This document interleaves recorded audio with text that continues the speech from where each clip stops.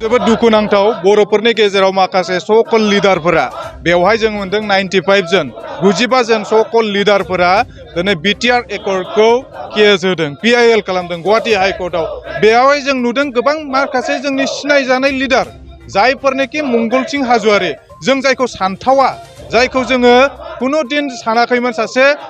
माने बेहाय साहित्य एकाडेमि मोननाय सासे पद्मश्री एवार्ड मोननाय बिथांमोनाबो दिनै बर' शान्ति सुक्तिखौ माने हेंथा खालामदों बेजों लोगोसे जनकलालमोन दङ बेजों लोगोसे सानसुमा खुंगुर बसुमतारी दं बेवहाय दङ आरो BPFनि माखासे षड़यन्त्र खालामग्रा बेहाय खाम्फा बरगयारि दङ बेहाय देरहासार बसुमतारी दं चन्दन माने ब्रह्म बिथांमोना दिनै राजनिति खालामनानै नैबे बिटिआर सुक्तिखौ दिनै हेंथा खालामदों बेजों लोगोसे गुवाहाटी हाइकर्टआव PIL होनायखौ जों मालाबाबो सहायनो हायाखै मानो होनबा नैबे सुक्तिनि गेजेरजों BKWC मोनजों जेराव बिटिआरनि बाहेरायाव थानाय बर'फोरा दिनै गोजोन मोनसे शान्ति सुक्ति जागोन गोजोन मोनसे बिथांमोना बिथा मोनदों राजखान्थि बिथा मोनगोन बेजों लोगोसे दिनै कार्बि आंलंनि ST हिल्सनि बेवहाय खोथा दङ बेखौ मावफुंनांगौनि खामानि मावनांगौ बेखौ सापर्टसो खालामनांगौ बेजों लोगोसे जोंनि बिटिआर ओनसोलाव माखासे सेन्ट्रेल इउनिभारसिटि दिनै तामुलपुराव मेडिकेल कलेज बाजेटआव हमजाबाय बायदि बायदि माने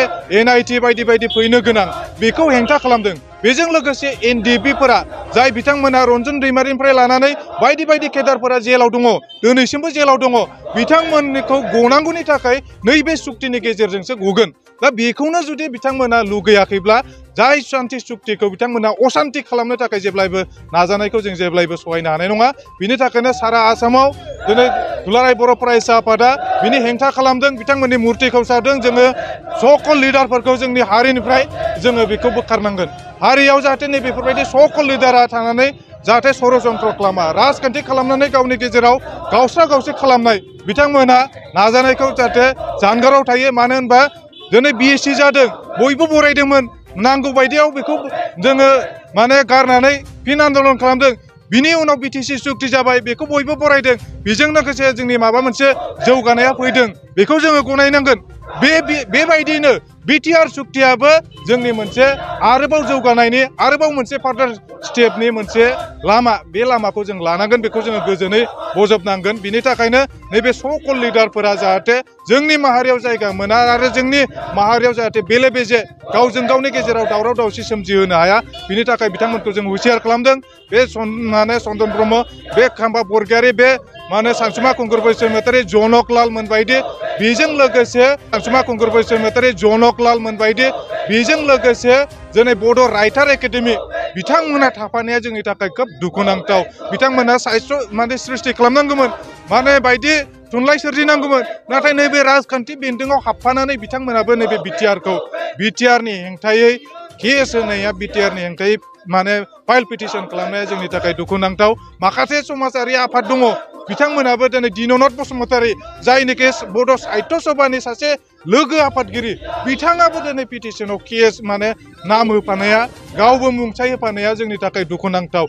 माखासे दैदेनगिरिफोरा जोंजों सिनायजानाय बे सिनायजानाय मानसिफोरा दिनै माने बे केसाव बिथांमोना सहि होनानै जोंनि थाखाय दुखुनांथाव बिनि थाखाय जों बिथांमोनखौ माने हुसियार खालामदों बिथांमोना जाहाथे बेबायदि हाबानिफ्राय गोजानाव थानांगौ थाबैनो बेखौ उइद्र खालामनांगौ थाबैनो बिथांमोना सारेन्डार खालामनांगौ बिनि थाखाय माने खावलायदों बेखौ नैबे बिटिआर सुक्तिया जाहैबाय भारत आसाम आरो आन्दलन खालामग्रा मोनसे संगठनजों ट्राइपार्टाइट टकनि गेजेरजों सुक्ति जानाय बेखौ भारत सरकार दङ बेवहाय मुंसाइगिरिखौ नायबा मिथिगोन बेवहाय सोर मुंसाइगिरिमोन दिनै भारत सरकार बायदिखौ बिसोर प्रत्याबान खालामदों भारत सरकार बायदिजों जुजिनो नागिरदों आसाम सरकार बायदिजों जुजिनो नागिरदों जाय सरकारा जोंनो बिटिआर एकर्डखौ खालामदों बिथांमोनजों जुजिनो नागिरदों दा बिनि थाखायनो बे माने सरकार बिरोधी खामानि मावनाय जोंनि गोजोननि बिरोधी खामानि मावनाय बेखौ जों बुंनो नागिरदों बिनि थाखाय जोङो जेब्लायबो बिनि थाखाय जों हेंथा गसंगोन आरो इयुनावबो जों गसंलांगोन गोजोनथाव खौरां आसामाव थानाय बयनिख्रुइबो साबसिन सोलोंथाइ होग्रा मिरुफोरनि गेजेराव टेक बुस्टाराबो गंसे क'क्राझार जिल्लानि सिङाव थानाय CST फिसारि मावख'नि साखाथियाव थानाय खारगावआव बे टेक बुस्टारा दङ बेयाव बयनिख्रुइबो मोजांसिन सोलोंथाइ आरो नेम सोलिनाय गोग्गो थाखो खथानि सुबिदा दङ सारा भारतनि गेजेराव सायख'जानाय बायदि सोलोंथाइजों सोमोन्दो थानाय फोरोंगिरिफोर दङ टेक बुस्टाराव प्रफेशनेल जार्नालिस्ट आरो टेकनिकेल कर्सफोरखौ होनाय जायो 24 घन्टा रैखाथिनि थाखाय मोजां सुबिदा आरो टेक बुस्टारा नोंथांमोनखौ सौहैहोगोन नोंथांनि थांखिसिम। टेक बुस्टारा नोंथांनि सिमांखौ जाफुंसारनांगौनि थाखाय गांल' नङा, साहस आरो गोहोबो होगोन। सोलोंथाइ लाखांनायनि उनाव 100% प्लेसमेन्टनि खाबु दङ। सोलोंनो गोसो गुदुं बिथांमोना 9395695095 जानबुं नाम्बाराव जगाजग खालामनो हागोन।